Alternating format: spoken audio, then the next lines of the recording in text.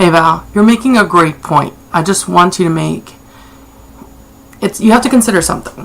Finding ways to avoid the topic in order to give yourself a break can work. I am not saying it's not true, but avoidance and finding ways of sort of ignoring the problem is not dealing with the problem also, and it can lead down a dangerous and slippery slope where all you do is find avoidance or ways of not dealing with the problem.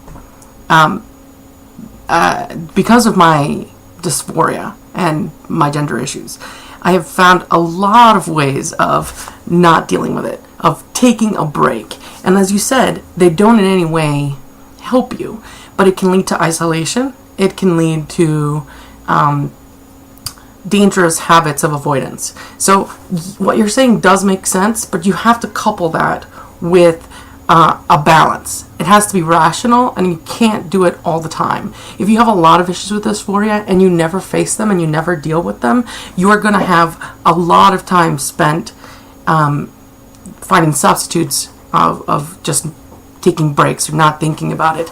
And then the problem becomes that you are not doing anything to fix the problem. You're just avoiding stuff and never really facing stuff head on. It is helpful, but it can become a crutch, which can hurt you in the end.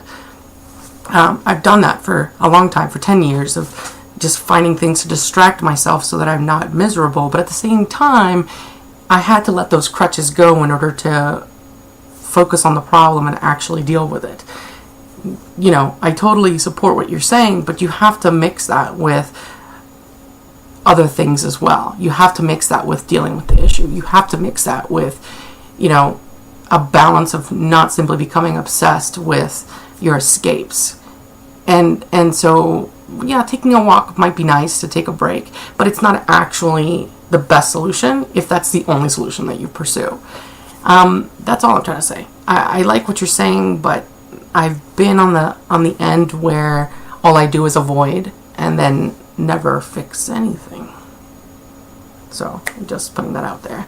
I'm not saying that the advice that you're giving is not worthwhile, but it's a bit dangerous to suggest that when people can then just give up on everything in order to cope.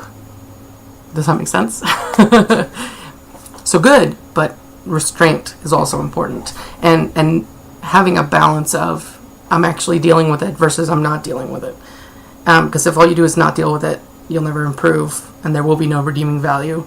And if all you do is deal with it, you might stress out and then bad things can also happen. You have to find a way of vegging and just taking a break from the stress, but also not putting the stress aside so that those issues are completely unresolved forever. Thanks.